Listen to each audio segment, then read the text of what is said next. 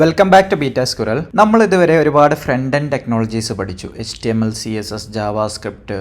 ഇനി നമുക്ക് ഒരു ബാക്ക് എൻഡ് ടെക്നോളജി പഠിക്കണം. അതായത് നമ്മൾ ഏതൊരു സോഫ്റ്റ്വെയർ ആയാലും അതിൻ്റെ ബിസിനസ് ലോജിക്, ആക്ച്വൽ കാൽക്കുലേഷൻസും പ്രോസസ്സിങ്ങും ഒക്കെ നടക്കുന്നത് ബാക്ക് എൻഡ് ലാംഗ്വേജിലാണ്. അതാണ് ഫ്രണ്ട് എൻഡിൽ നമ്മൾ യൂസേഴ്സിന് വേണ്ടിയിട്ട് റെപ്രസെൻറ്റ് ചെയ്യുന്നത്. അപ്പോൾ ഒരുപാട് ബാക്ക് എൻഡ് പ്രോഗ്രാമിംഗ് ലാംഗ്വേജസ് ഉണ്ട്. PHP, പൈത്തൺ, ജാവ, .NET, അങ്ങനെ ഒരുപാടുണ്ട്. അപ്പോൾ അതിൽ നമ്മൾ PHP ആണ് ആദ്യം പഠിക്കാൻ പോകുന്നത്. അപ്പോൾ PHP നമുക്ക് ചെയ്യാൻ വേണ്ടിയിട്ട്, ഉപയോഗിക്കാൻ വേണ്ടിയിട്ട് നമുക്ക് കുറച്ച് സോഫ്റ്റ്വെയർസ് ഇൻസ്റ്റാൾ ചെയ്യേണ്ട ആവശ്യമുണ്ട്. അതിൽപ്പെട്ട ഒന്നാണ് PHPൻ്റെ തന്നെ സോഫ്റ്റ്വെയർ ഇൻസ്റ്റാൾ ചെയ്യണം. അതൊരു കമ്പൈലറാണ്, അല്ലെങ്കിൽ ഇൻ്റർപ്രിറ്റർ ആണെന്ന് പറയാം. കമ്പൈലർ അല്ല, PHPൻ്റെ ഒരു ഇൻ്റർപ്രിറ്റർ ആണ്. പിന്നെ നമുക്ക് അപ്പാച്ചെ, ഏതെങ്കിലും ഒരു വെബ് സെർവർ വേണം. അപ്പാച്ചയോ എൻജിനെക്സോ ആയിട്ടുള്ള ഒരു വെബ് സെർവർ വേണം. പിന്നെ നമുക്ക് വേണ്ടത് ഡാറ്റാബേസ്. നമുക്ക് ആദ്യം നമ്മൾ യൂസ് ചെയ്യുന്നത് റിലേഷണൽ ഡാറ്റാബേസ് ആയ MySQL ആണ്. അപ്പോൾ MySQLോ അല്ലെങ്കിൽ അതിൻ്റെ വേറൊരു വേരിയൻ്റ് ആയിട്ടുള്ള MariaDBയോ വേണം. അപ്പോൾ ഇതൊക്കെ നമുക്ക് സെപ്പറേറ്റ് ഡൗൺലോഡ് ചെയ്ത് ഇൻസ്റ്റാൾ ചെയ്യാൻ പറ്റും. ഓരോന്നായിട്ട് അതിൻ്റെ വെബ്സൈറ്റിൽ പോയി കഴിഞ്ഞാൽ നിങ്ങൾക്ക് ജസ്റ്റ് ഡൗൺലോഡ് ചെയ്ത് അതിൻ്റെ സ്റ്റെപ്സ് ഫോളോ ചെയ്ത് കഴിഞ്ഞാൽ ഇൻസ്റ്റാൾ ചെയ്യാം. ഇനി അതല്ല എന്നുണ്ടെങ്കിൽ നിങ്ങൾക്ക് ഇതെല്ലാം കൂടെ ചേർന്നിട്ടുള്ള ഒരു കോമ്പിനേഷൻ ആയിട്ടുള്ള സോഫ്റ്റ്വെയർസും ഇൻസ്റ്റാൾ ചെയ്യാൻ പറ്റും. അങ്ങനെയുള്ള സോഫ്റ്റ്വെയർസിൽ പെട്ട ഒന്നാണ് XAMPP എന്ന് പറയുന്നത്. പിന്നെ എന്നുള്ളത് WAMP ഉണ്ട്. അപ്പോൾ XAMPP എങ്ങനെയാണ് ഡൗൺലോഡ് ചെയ്ത് നമ്മൾ Windows 11 ആണ് ഞാനിപ്പോൾ ഇവിടെ ഉപയോഗിക്കുന്നത്. Windows 11 എങ്ങനെയാണ് ഇൻസ്റ്റാൾ ചെയ്യാൻ നോക്കാം. സെയിം സ്റ്റെപ്സ് തന്നെ ആയിരിക്കും ബാക്കിയുള്ള വിൻഡോസിലും ഉണ്ടാവുക. നിങ്ങൾ Windows 7 ആണ് ഉപയോഗിക്കുന്നതെങ്കിൽ Windows 7 ഔട്ട്ഡേറ്റഡ് ആണ്. അതിൽ പല സോഫ്റ്റ്വെയർസും വർക്ക് ചെയ്യില്ല. അതേപോലെ തന്നെ ഭയങ്കര സ്ലോ ആയിരിക്കും ഇന്നത്തെ സോഫ്റ്റ്വെയർസ് ഒക്കെ റൺ ചെയ്യുന്ന സമയത്ത്. അപ്പോൾ അതുകൊണ്ട് തന്നെ നിങ്ങൾ എത്രയും പെട്ടെന്ന് അറ്റ്ലീസ്റ്റ് Windows 8ലേക്കെങ്കിലും അപ്ഗ്രേഡ് ചെയ്യുക, അല്ലെങ്കിൽ Windows 10ഓ 11ഓ യൂസ് ചെയ്യാം. അത് ഞാൻ സെർച്ച് ചെയ്യാം. എനിക്ക് XAMPP ഡൗൺലോഡ് എന്ന് പറഞ്ഞ് സെർച്ച് ചെയ്യാം. XAMPP ഡൗൺലോഡ് സെർച്ച് ചെയ്യുന്ന സമയത്ത് എനിക്ക് വരുന്ന ലിസ്റ്റിൽ apachefriends.org എന്ന് പറയുന്നതാണ് നമ്മൾ XAMPPൻ്റെ വെബ്സൈറ്റ്.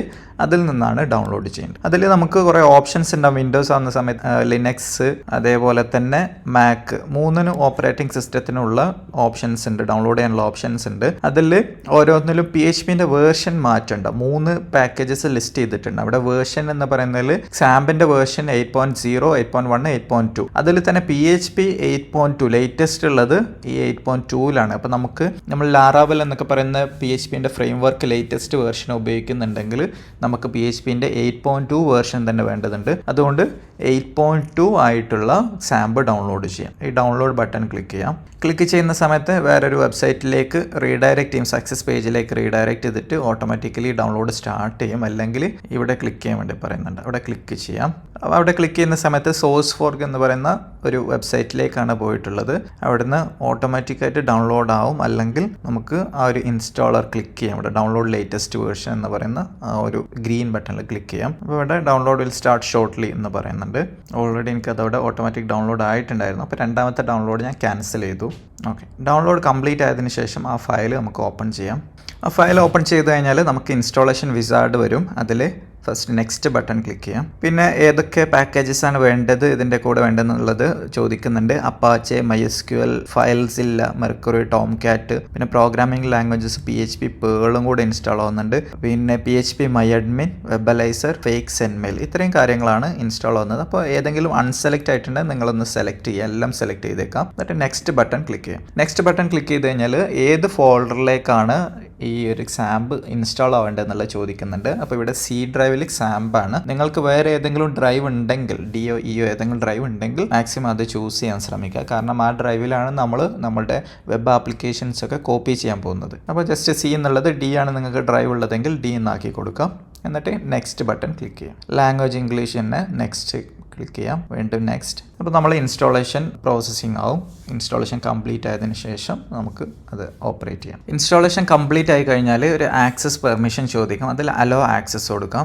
ഇൻസ്റ്റാളേഷൻ്റെ ലാസ്റ്റ് സ്റ്റെപ്പിൽ ഫിനിഷ് എന്ന് പറയുന്ന ബട്ടൺ ഉണ്ടാവും. അതേപോലെ do you want to start the control panel now എന്ന് പറഞ്ഞത് ചെക്ക് ചെയ്തിട്ടുണ്ടാവും. ചെക്ക് ചെയ്തിട്ടിരിക്കുക. ഫിനിഷ് കൊടുത്തു കഴിഞ്ഞാൽ കൺട്രോൾ പാനൽ സ്റ്റാർട്ട് ആവും. നിങ്ങൾ ഏതൊരു തവണയും നിങ്ങൾ സിസ്റ്റം സ്റ്റാർട്ട് ചെയ്യുന്ന സമയത്ത് XAMPP കൺട്രോൾ പാനൽ മാനുവലായിട്ട് സെലക്ട് ചെയ്ത് സ്റ്റാർട്ട് ചെയ്യണം. ഞാനിവിടെ XAMPPൻ്റെ കൺട്രോൾ പാനൽ പിൻ ചെയ്ത് വെക്കുന്നുണ്ട് ടാസ്ക് ബാറിലേക്ക്, പിൻ ടു ടാസ്ക് ബാർ. അപ്പോൾ എനിക്ക് എപ്പോഴും അവിടെ പോയിട്ട് ക്ലിക്ക് ചെയ്താൽ മതിയാവും. അങ്ങനെ നമ്മളുടെ XAMPP കൺട്രോൾ പാനൽ സ്റ്റാർട്ട് ചെയ്ത് കഴിഞ്ഞാൽ, ഓപ്പൺ ചെയ്ത് കഴിഞ്ഞാൽ അതിൽ നമുക്ക് കുറേ ഓപ്ഷൻസ് കാണാൻ പറ്റും.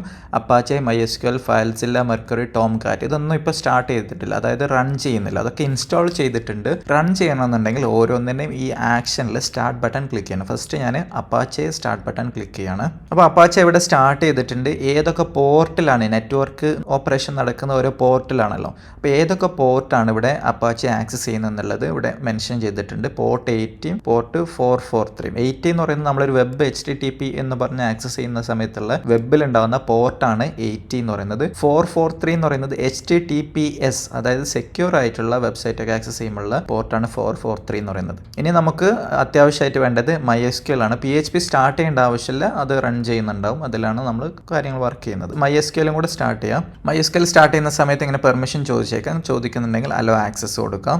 MySQLന്റെ ഡീഫോൾട്ട് പോർട്ട് നമ്പർ എന്ന് പറയുന്നത് 3306 ആണ്. അപ്പോൾ അതിലും അവിടെ റൺ ചെയ്യുന്നുണ്ട്. അപ്പോൾ ഏതെങ്കിലും ഒരു സിറ്റുവേഷനിൽ നിങ്ങൾ ഓൾറെഡി MySQLന്റെ സെപ്പറേറ്റ് വേറൊരു ഇൻസ്റ്റാളേഷൻ റൺ ചെയ്യുന്നുണ്ട്, സെപ്പറേറ്റ് നിങ്ങൾ MySQL ഇൻസ്റ്റാൾ ചെയ്ത് റൺ ചെയ്തിട്ടുണ്ടെങ്കിലോ അല്ലെങ്കിൽ ഈ ഏതെങ്കിലും ഒരു പോർട്ട് വേറെ ഏതെങ്കിലും സോഫ്റ്റ്വെയർസ് യൂസ് ചെയ്യുന്നുണ്ടെങ്കിലൊക്കെ നിങ്ങൾക്ക് എറർ ഉണ്ടാവാം. അങ്ങനെ എറർ ഉണ്ടെങ്കിൽ നിങ്ങൾക്ക് അത് കോൺഫിഗറേഷനിൽ ചേഞ്ച് ചെയ്യാൻ പറ്റുന്നതാണ്. അതേപോലെ തന്നെ XAMPP കൺട്രോൾ പാനലിൽ നിങ്ങൾ കോൺഫിഗ് എന്ന് പറയുന്ന ഒരു ഓപ്ഷൻ അവിടെ ഉണ്ട്. കോൺഫിഗിൽ ക്ലിക്ക് ചെയ്ത് കഴിഞ്ഞാൽ നിങ്ങൾക്ക് ഏതൊക്കെ മൊഡ്യൂൾസ് ആണ് ഓട്ടോമാറ്റിക്കലായിട്ട് സ്റ്റാർട്ട് ചെയ്യേണ്ടത് എന്നുള്ളത് ചോദിക്കുന്നുണ്ട്. അതായത് നിങ്ങൾ എപ്പോഴും കൺട്രോൾ പാനൽ ഓപ്പൺ ചെയ്യുന്ന സമയത്ത് ഏതൊക്കെ മൊഡ്യൂൾസ് സ്റ്റാർട്ട് ചെയ്യണം. അപ്പോൾ ഞാനിവിടെ സെലക്ട് ചെയ്യുന്ന auto start module Apache, MySQL ഇത് രണ്ടും സെലക്ട് ചെയ്തു. പിന്നെ സ്റ്റാർട്ട് കൺട്രോൾ പാനൽ മിനിമൈസ്ഡ് ഒന്നും ആവശ്യമില്ല. Enable Tomcat output now, check default port and startup, okay fine. പിന്നെ ഇവിടെ സർവീസ് ആൻഡ് പോർട്ട് സെറ്റിംഗ്സ് എന്ന് പറയുന്ന ഒരു ഓപ്ഷൻ ഉണ്ട്. ഇവിടെയാണ് ഞാൻ പറഞ്ഞ പോർട്ട് ചേഞ്ച് ചെയ്യാൻ പറ്റുന്നത്. ഏതെങ്കിലും ഒരു പോർട്ട്, അതായത് അപ്പാച്ചേന്റെ പോർട്ട് 80 വേറെ ഏതെങ്കിലും ആപ്ലിക്കേഷൻ യൂസ് ചെയ്യുന്നുണ്ടെങ്കിൽ നിങ്ങൾക്ക് അപ്പാച്ചെ സ്റ്റാർട്ട് ചെയ്യുന്ന സമയത്ത് എറർ വരും, പോർട്ട് ഓൾറെഡി ഇൻ യൂസ് എന്ന് പറഞ്ഞിട്ട്. അപ്പം നിങ്ങളിവിടെ പോയിട്ട് പോർട്ട് മാറ്റി കൊടുക്കണം. ഇനി MySQL ആണെങ്കിൽ അങ്ങനെ MySQLനാണ് അധികം ഇങ്ങനെ കോൺഫ്ലിക്റ്റ് വരാൻ സാധ്യതയുള്ളത്. 3306 നിങ്ങൾ ഓർത്ത് വെക്കേണ്ടതാണ്. അത് എപ്പോഴും MySQLന്റെ ഡീഫോൾട്ട് പോർട്ടാണ്. വേറെ ഏതെങ്കിലും ആപ്ലിക്കേഷൻ അത് യൂസ് ചെയ്യുന്നുണ്ടെങ്കിൽ ഇവിടെ ഒന്ന് ചേഞ്ച് ചെയ്തിട്ട് വേറെ ഏതെങ്കിലും പോർട്ട് നമ്പർ ആക്കി കൊടുക്കുക, 07 അങ്ങനെ എന്തെങ്കിലും ആക്കി കൊടുത്തിട്ട് സേവ് ചെയ്തിട്ട് വീണ്ടും സ്റ്റാർട്ട് ചെയ്താൽ മതി. അതിനുശേഷം സേവ് കൊടുക്കാം. ഇങ്ങനെ സേവ് ചെയ്ത് കഴിഞ്ഞാൽ ഇത്രയും കാര്യം ചെയ്ത് കഴിഞ്ഞാൽ നിങ്ങളുടെ സിസ്റ്റത്തിൽ PHP ആപ്ലിക്കേഷൻ റൺ ചെയ്യാൻ വേണ്ടിയിട്ടുള്ള എല്ലാ സോഫ്റ്റ്വെയർസും ഇൻസ്റ്റാൾ ചെയ്തിട്ടുണ്ട്. പിന്നെ ഇതിൻ്റെ കൂടെ തന്നെ നിങ്ങൾക്ക് കിട്ടുന്ന ഒരു ടൂളാണ് MySQLന്റെ ഡാറ്റാബേസ് അഡ്മിൻ പാനൽ, അതായത് phpMyAdmin. അതിന് വേണ്ടിയിട്ട് MySQLന്റെ നേരെയുള്ള ഈ അഡ്മിൻ ബട്ടൺ ക്ലിക്ക് ചെയ്ത് കഴിഞ്ഞാൽ phpMyAdmin ഓപ്പൺ ചെയ്യും. phpMyAdmin എന്നുള്ളത് നമ്മൾ MySQL, Apache അല്ലെങ്കിൽ XAMPP ഇൻസ്റ്റാൾ ചെയ്യുന്ന സമയത്ത് നമുക്ക് ഡാറ്റാബേസിൽ ഒരു റൂട്ട് എന്ന് പറയുന്ന യൂസറിനെ ക്രിയേറ്റ് ആവും. ആ റൂട്ട് യൂസറിന് പാസ്വേഡ് ഉണ്ടാവില്ല, പാസ്വേഡ് ഇല്ലാത്ത സെക്യൂർ അല്ലാത്ത യൂസർ ആയിരിക്കും ഉണ്ടാവുക. അപ്പോൾ ഇത് വെച്ച് നിങ്ങൾ എവിടെയെങ്കിലും ഡാറ്റാബേസ് നിങ്ങൾ കോഡിൽ യൂസ് ചെയ്യുന്നുണ്ടെങ്കിൽ അവിടെ കൊടുക്കേണ്ട യൂസർ നെയിം റൂട്ടാണ്, പാസ്വേഡ് എംപ്റ്റി ആണ്, പാസ്വേഡ് ഇല്ല. അത് നിങ്ങൾക്ക് വീണ്ടും പാസ്വേഡ് സെറ്റ് ചെയ്യണമെങ്കിൽ ഇതിൻ്റെ കോൺഫിഗറേഷനിൽ പോയിട്ട് സെറ്റ് ചെയ്യാവുന്നതാണ്. ഇപ്പോൾ phpMyAdminൽ വന്നു കഴിഞ്ഞാൽ നിങ്ങൾക്ക് അതിൻ്റെ ഡീറ്റെയിൽസ് ഒക്കെ ഇവിടെ കാണാൻ പറ്റും. അത് വേറൊരു വീഡിയോയിൽ നമുക്ക് ഡിസ്കസ് ചെയ്യാം എന്തൊക്കെയാണ് ഓപ്ഷൻസ് ഉള്ളതെന്നുള്ളത്. ഇനി വേറൊരു ഇമ്പോർട്ടൻ്റ് ആയിട്ടുള്ള കാര്യം ചെയ്യാനുള്ളത്, പലപ്പോഴും നമുക്ക് PHP കമാൻഡ് പ്രോംപ്റ്റിലോ അല്ലെങ്കിൽ ടെർമിനലിലോ ഒക്കെ യൂസ് ചെയ്യേണ്ടി വരും. അപ്പോൾ PHP എന്ന് പറയുന്ന കമാൻഡ് ടൈപ്പ് ചെയ്ത് കഴിഞ്ഞാൽ ഇത് വർക്ക് ആവണം. അപ്പോൾ PHP-v PHPൻ്റെ വേർഷൻ ചെക്ക് ചെയ്യുന്ന കമാൻഡ് ഞാനിവിടെ എക്സിക്യൂട്ട് ചെയ്യുന്നുണ്ട്. അപ്പോൾ എനിക്ക് കിട്ടുന്നത് PHP കമാൻഡ് നോട്ട് ഫൗണ്ട് എന്നുള്ളൊരു ഓപ്ഷനാണ് കിട്ടുന്നത്. അതായത് PHP എന്ന് പറയുന്ന ഒരു കമാൻഡ് കാണാനില്ല. അപ്പോൾ അത് സെറ്റ് ചെയ്യാൻ വേണ്ടിയിട്ട് നമ്മൾ ചെയ്യേണ്ടത്, നമ്മൾ എൻവിറോൺമെൻറ്റ് വേരിയബിളിൽ പാത്ത് സെറ്റ് ചെയ്യണം. വിൻഡോസിനാണെങ്കിൽ എൻവിറോൺമെൻറ്റ് വേരിയബിളിൽ പാത്ത് സെറ്റ് ചെയ്യാന്ന് പറയും. അതെങ്ങനെയാണ് സെറ്റ് ചെയ്യുന്നത്? ആദ്യം നമ്മൾ എവിടെയാണ് ആ PHPയുടെ കമ്പൈലർ നമ്മൾ ഇൻസ്റ്റാൾ ചെയ്തിട്ടുള്ളത് അല്ലെങ്കിൽ ഇന്റർപ്രറ്റർ അത് എവിടെയാണ് ഇൻസ്റ്റാൾ ചെയ്തിട്ടുള്ളത് കണ്ടുപിടിക്കുക. നമ്മൾ ഇൻസ്റ്റാളേഷൻ ചെയ്യുന്ന സമയത്ത് നമ്മൾ കൊടുത്ത C ഡ്രൈവ് ആണല്ലോ. അപ്പോൾ നമ്മൾ കമ്പ്യൂട്ടറിൽ പോവുക, C ഡ്രൈവിൽ പോവുക. C ഡ്രൈവിൽ നമ്മൾ XAMPP എന്ന് പറയുന്ന ഫോൾഡർ ഉണ്ടാവും. നമ്മൾ ഇൻസ്റ്റാളേഷൻ ചെയ്യുന്ന സമയത്ത് നമ്മൾ ഓർത്ത് വെച്ചാൽ മതി ഏത് ഫയലിലേക്കാണ്, ഫോൾഡറിലേക്കാണ് നമ്മൾ ഇൻസ്റ്റാൾ ചെയ്തെന്നുള്ളത്. ഇപ്പോൾ C ഡ്രൈവിൽ XAMPP വന്നു കഴിഞ്ഞാൽ നമുക്ക് കുറേ ഓപ്ഷൻസ് കാണാൻ പറ്റും, ഫോൾഡേഴ്സ് കാണാൻ പറ്റും. ഇതിൽ PHP എന്ന് പറയുന്ന ഫോൾഡറിൽ പോവാം. PHP ഫോൾഡറിൽ വന്നു കഴിഞ്ഞാൽ നമുക്ക് PHP ഫയൽ ഇവിടെ ഉണ്ടോ നോക്കാം. PHP ആപ്ലിക്കേഷൻ എന്ന് പറയുന്ന വിൻഡോസിൽ എക്സിക്യൂട്ടബിൾ ഫയൽ റൺ ചെയ്യാൻ പറ്റുന്ന ഫയലിനാണ് ആപ്ലിക്കേഷൻ എന്ന് പറയുന്നത്. അപ്പോൾ ഇതൊരു ആപ്ലിക്കേഷൻ, PHPൻ്റെ ആപ്ലിക്കേഷൻ ഉള്ളത് C ഡ്രൈവിൽ XAMPP PHP എന്ന് പറയുന്ന ഫോൾഡറിലാണുള്ളത്. അപ്പോൾ ഈ പാത്ത് നമുക്ക് ജസ്റ്റ് കോപ്പി ചെയ്യാം. ആ അഡ്രസ് ബാറിൽ നിന്ന് മുകളിൽ നിന്ന് ആ പാത്ത് ഞാൻ സെലക്ട് ചെയ്തിട്ട് കോപ്പി ചെയ്തു. കോപ്പി ചെയ്തതിന് ശേഷം നമുക്ക് വീണ്ടും നമ്മൾ കമ്പ്യൂട്ടറിൻ്റെ ദിസ് PC അതിൻ്റെ റൈറ്റ് ക്ലിക്ക് ചെയ്യുക. റൈറ്റ് ക്ലിക്ക് ചെയ്തിട്ട് പ്രോപ്പർട്ടീസിൽ പോയതിനു ശേഷം അഡ്വാൻസ്ഡ് സിസ്റ്റം സെറ്റിംഗ്സ് എന്ന് പറയുന്ന ആ ഒരു ലിങ്കിൽ ക്ലിക്ക് ചെയ്യുക. അതിനുശേഷം ഇവിടെ വരുന്ന സ്ക്രീനിൽ എൻവിറോൺമെൻറ്റ് വേരിയബിൾസിൽ പാത്ത് എന്ന് പറയുന്ന ഓപ്ഷൻ സെലക്ട് ചെയ്യുക. പാത്ത് എന്ന് പറയുന്ന ഓപ്ഷൻ സെലക്ട് ചെയ്തതിന് ശേഷം എഡിറ്റ് എന്ന് ക്ലിക്ക് ചെയ്യാം. എഡിറ്റ് ക്ലിക്ക് ചെയ്തതിന് ശേഷം ഇവിടെ ന്യൂ, പിന്നെ വരുന്ന സ്ക്രീനിൽ ഒരു ന്യൂ പാത്ത് നമ്മൾ സെറ്റ് ചെയ്യാൻ പോവാണ്. അപ്പോൾ അവിടെ നമ്മൾ നേരത്തെ കോപ്പി ചെയ്ത നമ്മൾ കോപ്പി ചെയ്ത് ഇവിടെ പേസ്റ്റ് ചെയ്യാണ്.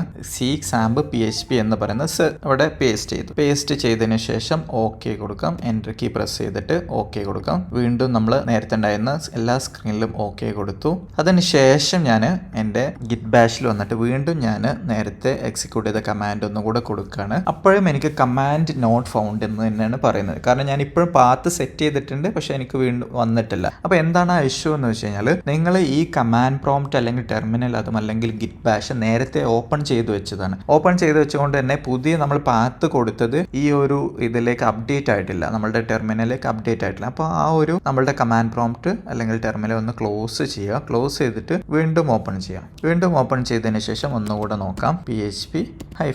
ഇപ്പോൾ നമുക്ക് ആ ഒരു കമാൻഡ് വർക്ക് ആയിട്ടുണ്ട്. PHP 8.2.4 ഏത് വേർഷനാണ് ഇൻസ്റ്റാൾ ആയിട്ടുള്ളത് എന്നുള്ളത് നമുക്ക് ഡീറ്റെയിൽ ആയിട്ട് കാണാൻ പറ്റും. ഇനി XAMPPന്റെ ഫോൾഡറിൽ വന്നു കഴിഞ്ഞാൽ XAMPPന്റെ ഫോൾഡറിൽ htdocs എന്ന് പറയുന്ന ഒരു ഫോൾഡർ ഉണ്ട്. ഈ ഫോൾഡറിലാണ് നമ്മൾ പ്രോജക്റ്റുകളൊക്കെ ക്രിയേറ്റ് ചെയ്യേണ്ടത്. PHP പ്രോജക്ട്സ്, എല്ലാ PHP പ്രോജക്റ്റും നിങ്ങൾക്ക് നമ്മുടെ ഈ ഒരു XAMPP അതായത് അപ്പാച്ചെ വെച്ച് നിങ്ങൾക്ക് റൺ ചെയ്യേണ്ട എല്ലാ പ്രോജക്റ്റുകളും ഈ ഫോൾഡറിലാണ് സ്റ്റോർ ചെയ്യേണ്ടത്. htdocsൽ നിങ്ങളൊരു ഫോൾഡർ ഉണ്ടാക്കിയിട്ട് കഴിഞ്ഞാൽ ആ ഫോൾഡർ നിങ്ങൾക്ക് ആക്സസ് ചെയ്യാൻ പറ്റും. അപ്പോൾ എങ്ങനെയാണ് ആക്സസ് ചെയ്യുന്നത്?